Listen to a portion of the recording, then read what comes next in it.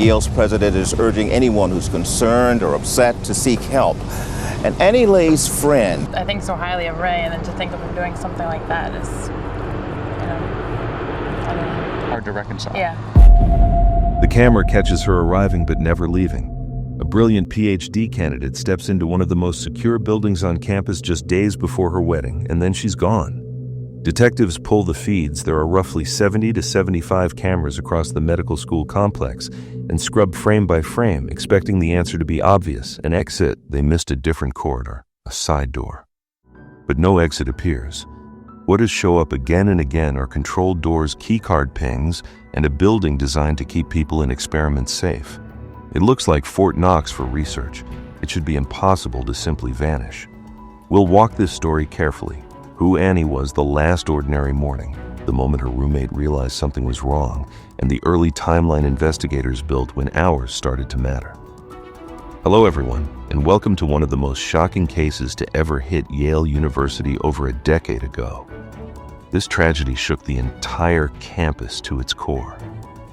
When I first started digging into it, I couldn't stop thinking about her, a small, beautiful young woman with a brilliant future ahead, who met an ending so dark, so horrifying, it still gives me chills.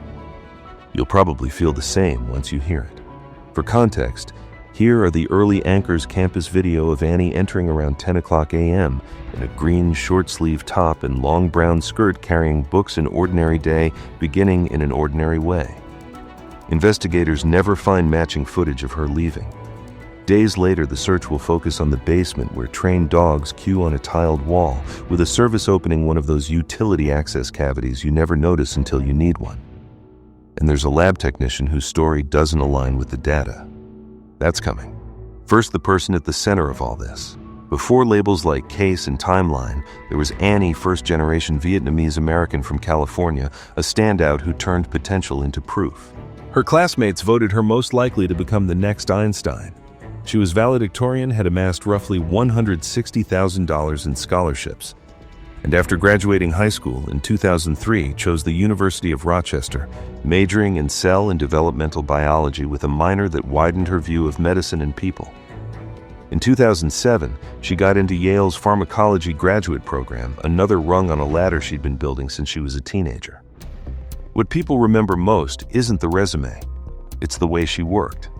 A professor sought her out to join a lab because her curiosity and consistency stood out even among top students. Friends described someone kind funny in a dry way and relentlessly prepared the person who could absorb long hours without becoming hard. In ultra-competitive spaces that blend is rare, Annie had it. Outside the lab, her life looked like any grad student's, only busier. There were deadlines, experiments, and the logistics of planning a wedding with her fiancé, Jonathan. He wasn't on campus, but he was woven into her days through check-ins and calls. When detectives later spoke to him, the record showed no red flags. He cooperated immediately, handed over devices and records, and never appeared on any campus cameras. He wasn't a Yale employee or student and didn't have access to the building.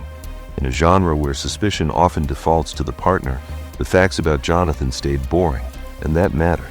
If you keep just one picture in mind, make it this: a brilliant young scientist who earned every step walking into a building she knew well, on a week filled with lists and joy, ready to get a few things done before life changed forever. Tuesday, September 8th, 2009. Around 10 a.m., campus footage captures Annie entering the research facility. This isn't a thriller opening, it's a Tuesday. What makes it chilling is what comes next: no exit on camera. In a place saturated with surveillance, that silence becomes the loudest thing on the screen. The building itself is designed to be tight. Think keycard to enter the building and additional keycard swipes to move between rooms. That's great for research integrity, but it creates a sea of data doors opening and closing, staff moving in short hops, activity that looks normal until it doesn't. On paper, it's Fort Knox for science. In practice, it means there's a digital breadcrumb trail, and investigators will use it to anchor Annie's last verified movements. A quick note about cameras. People imagine CCTV as omniscient. It isn't. Angles miss, lenses distort, and during evacuations, which we'll get to footage, turns chaotic. So when we say they never saw a clip of Annie leaving, it doesn't prove she didn't. It means no clip was found despite a massive review. That difference between absence and proof is why detectives keep multiple theories in play during the first 48 hours. By about 9 p.m., Annie's roommate Natalie realizes something is off. Grad school means late nights. Sure, but this week wasn't a typical week. The wedding is on Sunday, September 13th. She texts, she calls, no answer. Anxiety turns into a decision. At 10:40 p.m., she calls 911. Officers meet her to take the report and start checking the obvious friends, classmates, the fiancé. As soon as they hear about the wedding, that old and often misleading narrative creeps in. Maybe she got cold feet. It's a tidy picture, the kind people reach for, because it's simple and hurts less. But simplicity can be a detour. When detectives speak with Jonathan, his cooperation is immediate and complete. Interview devices records. He hasn't been near campus. No camera places him there. He doesn't have access to the lab building. That lets investigators pivot quickly away from the relationship and toward the location where Annie was last seen, the lab complex. Treat the place like it matters because it does. Inside the building, investigators check the spaces Annie used most: her third-floor office, her lab rooms, the corridors that connect them. In the office, they find the clue that flips the theory from maybe she left to no, she didn't. Her phone, purse, wallet, cards, and cash are still there, like she set them down to run to the restroom and never returned. No one intent on disappearing leaves everything behind, especially in the week before a wedding. The search pivots. From there, it becomes about digital anchors. First, the keycard. Annie's card opens room G13 at 10:11 a.m., a basement lab space central to her work. Then a second anchor at 12:59 p.m. A group email goes out from Annie to her research team. Colleagues reply asking follow-ups. Annie never responds. These timestamps don't prove the minute something happened. They narrow the window and tell detectives where to look hardest. Enter the evacuation wrinkle. Around 12:55 p.m., a fire alarm sounds in the complex, sending clusters of people into hallways and outdoors all at once. If you're reviewing video, this is your nightmare: doors propped, sightlines blocked, movement that looks like noise. It explains how an exit might be missed, but it doesn't explain why no one sees Annie afterward or why her essentials are still on her desk. The window we're left with is tight 10:11 to roughly 12:55, less than 3 hours in a camera-dense building. The next step is to map people onto those anchors. Who had legitimate reason to be near G13? Who exchanged messages with Annie that morning? Who moved through those controlled doors far more often than their story would predict? Detectives will talk to many people, but one name will keep returning: a lab technician whose duties give him broad access, and whose version of the day includes neat claims: lunch at noon back by 12:30. Says he watched Annie leave with notebooks and mouse feed. Alarm after 1. When his keycard data is compared to that simple story, the math gets strange: dozens of swipes in a few hours, not the modest handful you'd expect. Hold that thought, we'll unpack it in the next chapter. Before we move on, a quick guide to what these timestamps can and can't prove. A keycard swipe tells you a credential opened a door. It doesn't tell you who else slipped through on the same door swing. An email at 12:59 tells you a message left Annie's account. It doesn't guarantee she saw the replies. If the last verified keycard ping plants Annie in room G13 at 10:11 a.m., the next question writes itself. Who else had a reason and the access to be there with her? A lab backbone, Raymond Clark III, the animal research technician assigned to multiple mouse rooms in the basement, G13 among them. The morning Annie vanished, a brief message thread put Ray on her calendar. It was routine on its face, a quick check-in about cage cleanliness, the sort of 5-minute lab micro-meeting that happens all the time. When detectives interviewed Ray, his timeline sounded clean, even tidy. He said he saw Annie in G13 mid-morning. Around noon, he stepped out for lunch, back by 12:30. Sometime between 12:30 and the early afternoon evacuation, he claimed Annie wrapped up, grabbed notebooks and 2 bags of feed and left the basement area. Then a fire alarm sent everyone outside. On first listen, there's nothing obviously wrong with that story. It echoes the day's broad beats: people did go out for lunch. There was a fire alarm. But good investigations don't stop at mirrored beats. They test the fit. Detectives pulled Ray's keycard data and overlaid it with the building's movement pattern. A person who leaves for lunch, returns, and later evacuates might generate what, a handful of door swipes, 4 to 10 depending on the detours. Ray's card didn't log a handful, it logged dozens. The count between late morning and mid-afternoon hovered around 50-plus door events across G13 and a nearby room. Could a busy tech rack up a lot of swipes? Absolutely. But why this spike on this day in the very window? Annie disappears. Here's where we keep our footing. Volume alone isn't guilt. A technician can bounce in and out for all sorts of mundane reasons, grabbing feed, checking temperatures, moving cages, refilling disinfectant. Yet when the person doing all that is also the one who scheduled a same morning touch base with the missing grad student, was present in the room, tied to her last confirmed swipe, and now reports seeing her leave with notebooks and feed without an independent camera angle to corroborate it, the pattern starts to matter. Not as a verdict, but as a priority. The person you re-interview the badge, you audit the locker, you search first. Two more nuances in Ray's account gave detectives pause. First, the precision of his observation, remembering exactly what Annie carried. Can be genuine. Lab people notice props like notebooks and feed, but it can also be a sign of a rehearsed memory, details chosen because they sound plausibly lavish. Second, the comfort in the telling. Description delivered without hesitation doesn't prove composure. Sometimes it suggests practice. Again, none of that is proof. It's friction between words and numbers, the kind of friction that tells investigators to widen the lens around one person and see what else falls into view. Start with the arithmetic. From roughly 10:40 a.m. to 3:45 p.m., the badge assigned to Ray records approximately 55 entries and exits around key basement doors. That's conspicuous traffic in a 3 to 5 hour span. Then there's the scratch. Detectives noticed a fresh abrasion on Ray's left bicep, red, obvious. He waved it off with the most casual of explanations: the cat did it. In isolation, that's barely a footnote. People get scratched all the time. In context, paired with the spike in swipes and the vanishing of a colleague, it's a variable that deserves documentation. Photos, measurements, a quick swab in case trace material is present. You don't leap to conclusions. You preserve what might matter later. Later, there's the drain. Someone reported seeing Ray on his hands and knees scrubbing the floor drain beneath the single sink in the lab with fresh solution. Again, there's an innocent version: text clean. Drains get grimy. And there's the investigative version: drains act like collection points for rinse-offs for particulates for whatever gets pulled by gravity to the lowest place. Taken with the wipes box, the drain scrub reads less like tidy housekeeping and more like targeted cleaning, the kind people do when they hope nothing is left to find. At this point, the constellation of small things begins to cluster. A message that morning anchors a meeting with the missing person.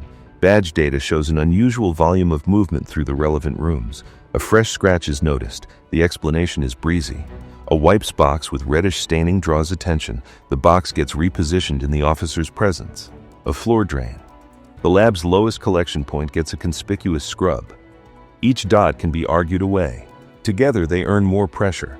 Detectives now have enough to tighten their approach, widen the evidence sweep, step into staff locker rooms, and follow the most practical thread in any lab investigation: where the clothing went. Now lay that against the camera timeline. Basement footage earlier in the day captured Ray in navy scrubs, exactly what you'd expect for his role. Footage later, after the evacuation and in the departure window, showed him in civilian clothes: a dark cap, dark t-shirt, and jeans. Changing out of scrubs before heading home is hardly suspicious. The question is, what happened in between? Where did the scrubs go? When did the change happen? Why do the boots and top in the locker carry stains visible to the naked eye? The locker provided attestable bridge garments with labels and location history that could either corroborate or refute the emerging picture once the lab work came back. It also provided investigators with something subtler: a trajectory. Until now, much of the case rested on absence: no etched clip anchors, keycard and email timestamps, and behavioral cues, cleaning and repositioned items. The locker added physicality. Fabric remembers. Seams and soles are forensic lint rollers. If the story was going to hold, it would have to hold against what those fibers and treads recorded. Sunday, September 13th, 2009, the day Annie was supposed to be married. Search teams had already swept offices, crawl spaces, service passages. That morning, they pushed again into the basement corridor near the labs, following a foul odor that had grown stronger overnight. Cadaver dogs took the lead. It didn't take long. Noses pressed toward a tiled restroom wall, stopping near a small metal access panel. The kind that opens onto a tight utility void for pipes and conduit. Investigators removed the panel and looked into the narrow space beyond. Inside the wall cavity, they found Annie. The discovery turned a missing person hunt into a crime scene protocol that required patience and care. Nothing was dramatized. Everything was documented. The team photographed the access, measured clearances, preserved trace, and worked with the medical examiner to transfer Annie respectfully for examination. We'll keep details non-graphic. The official determination was asphyxiation. Injuries were consistent with resistance, the clinical way of saying she fought back. There were indications of sexual harm, and there was biological evidence suitable for DNA comparison.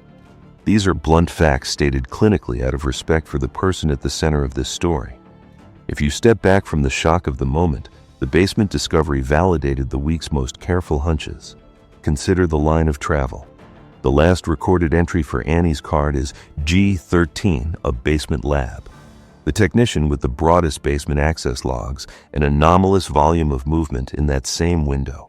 A wipes box in the lab shows reddish staining and is repositioned when police arrive. The same technician is seen scrubbing the floor drain beneath the lab's single sink. A locker and staff space yields stained scrubs and boots labeled with his name. Dogs tracked to a basement restroom wall, steps away, a place you wouldn't glance at twice on any normal day. Any one of those points argued in isolation can sound ambiguous. Together, they form a coherent arc that moves from the specific G13 at 1011 through the behavioral unusual movement cleaning object management to the physical garments wall void odor canines. The wall didn't just give investigators a location, it gave them leverage, a place where forensics could answer what cameras and keycards could only imply. From here, the case would accelerate. Warrants, DNA collection, comparisons, the kind of methodical, unspectacular work that carries more weight than any dramatic confession ever could. We'll keep the language measured as we move into the next episode, from person of interest to arrest, because precision matters. Who sampled what when the match came in, and how the legal process unfolded after. For now, hold this: the basement changed everything. It gave Annie's family an answer. It gave detectives a proof of place, and it turned the investigation from maybes into verifiables. Once the basement discovery shifted this case from possibility to proof of place, the investigation changed temperature. Warrants were drafted with the kind of care that survives hearings. Evidence already flagged stained clothing items from the locker room. The wipes box joined new collections, including reference samples from the lab technician whose movements drifted in and out of the missing window like a metronome. Swabs, scrapings, and fibers went under a rush order. Lab work is rarely cinematic. It's slower, quieter, more exacting than television allows. But there's a particular voltage when a question becomes testable, the knowledge that inside those envelopes sits either confirmation or correction. Which will it be, coincidence or convergence? When the lab results came back, they linked biological evidence from the scene to the technician who had repeatedly accessed the basement rooms that day. At that point, the gears were already engaged. On September 17, 2009, New Haven police arrested Raymond Clark III. He was processed, presented in court, and through counsel, entered an initial not guilty plea. Does an arrest end a story? Hardly. It raises the standard. From this moment forward, the state had to do more than point to patterns. It had to prove what those patterns mean beyond a reasonable doubt. Along the way came the perennial subplot, the polygraph. Detectives requested one. Reports later said he failed. Should that matter to us? Only as context. Polygraphs may influence the rhythm of an interview, but they are not proof. Judges know it, juries are taught it, and investigators at their best treat them as directional at most. The center of gravity never left the testable bridges. Keycard analytics, time-stamped emails, video gaps explained by an evacuation, items collected from staff spaces, and biological comparisons that tie a person to a place. Would it have been easier to chase the fiancé or to swallow a tidy cold feet story because it numbs the fear that something grim can happen in a highly controlled building? Maybe. But the team followed the building itself. The doors, the logs, the seams in the surveillance network. Forensics didn't merely confirm a hunch. It placed edges on a picture until the vague became specific. And what about the rights of the accused? They mattered at every step. Defense counsel challenged scope, asked for lab method disclosures, and pressed on chain of custody. Is that not what we should want when liberty is on the line? friction that burns away error. In the end, the arc of this phase is where two kinds of care meet: care for Annie's family, who deserve an honest accounting, and care for due process, which protects everyone, even when the headlines tempt us toward shortcuts. Justice requires both. Trials are instruments of truth, but they are also instruments of harm. They force families to relive what they already cannot forget. In March 2011, rather than press every witness and exhibit through that frame, Clark changed his plea. He pled guilty to the fatal attack and entered an Alford plea to a related count, acknowledging that the state had enough evidence to convict while leaving certain details unadmitted. In June 2011, the court imposed a 44-year sentence. In a brief statement, he apologized. Was it sufficient? Can any single statement square a ledger like this? Of course not. Apology is not arithmetic. It neither balances the equation nor returns what was taken. But it does mark a legal acceptance of responsibility, and it spares loved ones the ordeal of trial testimony and graphic exhibits. Is 44 years the end of the story? The answer is legally simple and emotionally complicated. The sentence stands. Separately, Connecticut later revised certain parole eligibility rules affecting individuals who committed crimes before age 21. Those rules are technical, and eligibility never guarantees release. A parole board considers risk accountability and the weight of the original harm. Should we let our fear jump the fence here? I would caution against it. The point of mentioning eligibility is not to provoke dread, but to clarify that the justice system, even after sentencing, remains a system of ongoing supervision and review. Accountability is a process, not a one-day event. What I find most important about the plea is what it preserved. It preserved the evidentiary picture, the movement patterns, the drains and fabrics, the basement cavity, and the biological link. It preserved the focus on Annie's life and work rather than on courtroom strategies that can at times turn the person at the center into an exhibit rather than a human being. And it preserved the chance to talk about prevention, because when the legal case closes, the community conversation should open. What changes after a case like this? What can institutions do, not to make risk vanish, but to make it smaller at the margins where real life is lived? Closure is a word people reach for. But grief doesn't close. It learns to breathe around a new shape. A sentence gives a measurable outcome. It does not and cannot restore time. True crime likes a tidy motive. This case resists one. Investigators articulated two broad theories supported by behavior and timing, not by confession.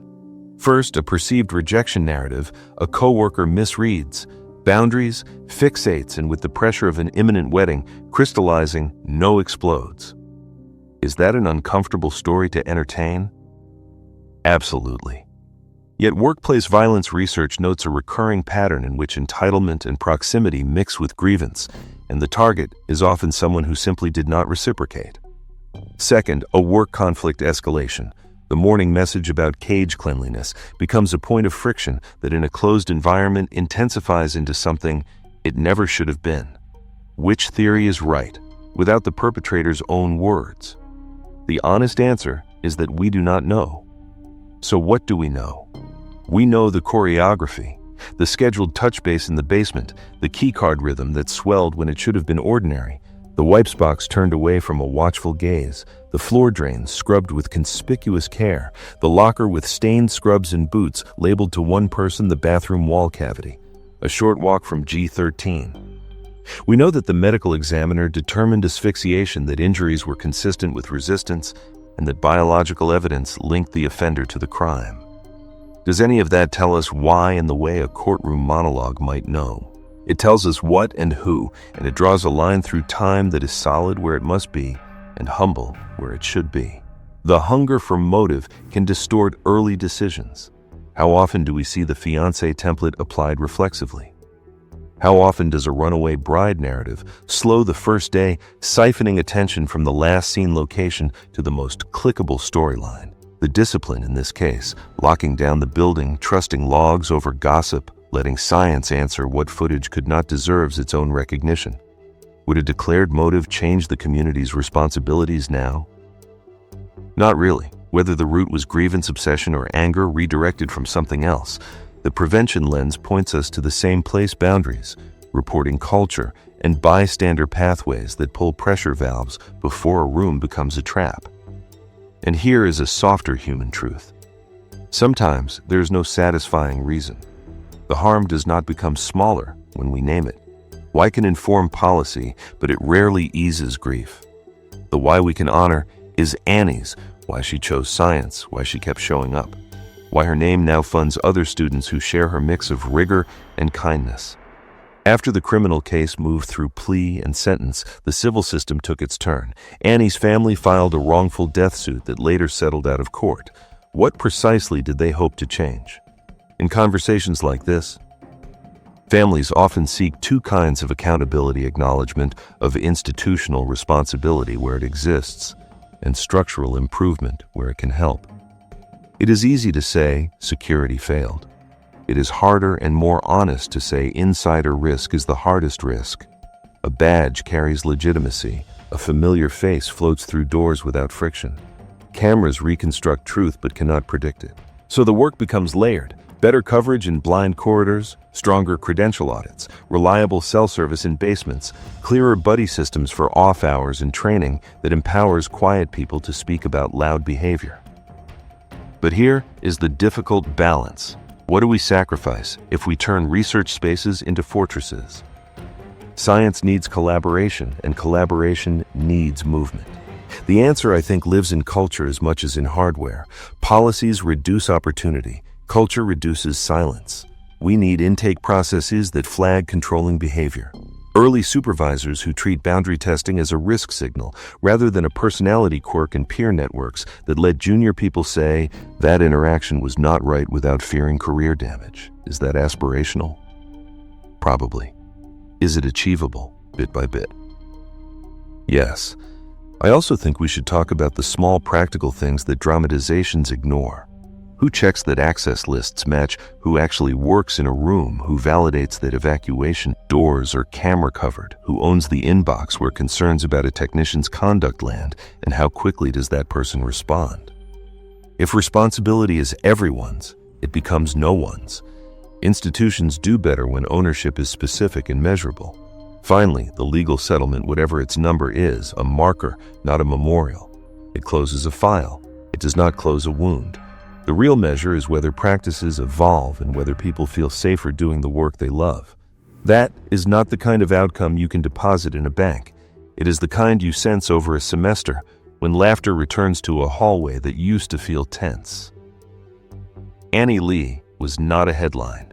She was a daughter, a friend, a fiancé, and a young scientist who combined precision with warmth. Her colleagues remembered the Friday skirts in a place where lab coats flattened personality, the way she could make a complex method sound simple without making the listener feel small.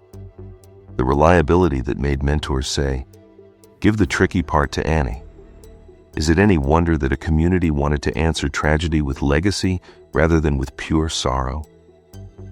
In that spirit, Yale created a fellowship in her name to support doctoral students in the biological and biomedical sciences, students who mirror Annie's blend of academic excellence and service. This is not just a plaque on a wall. It is a live current that runs through new projects, new experiments, new late nights, when someone keeps going, because funding arrived at just the right moment.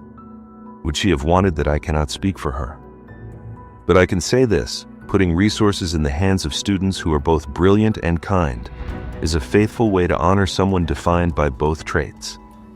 There are quieter memorials too, the kind that never make a program. A lab mate who mentors more steadily. An advisor who rewrites a safety protocol with more empathy. A cohort that checks in on one another when a grant deadline turns everyone brittle. Memory is an action, and the cleanest honor we can offer is to live in a way that reflects the person we lost. So what should we take with us? First, the disciplined investigation beats seductive storytelling. Follow the logs, follow the doors, follow the traces, and let science speak. Second, that security is not a switch. It is layers plus culture. Hardware narrows opportunity. People interrupt harm. Third, that language matters. We have used safe terms.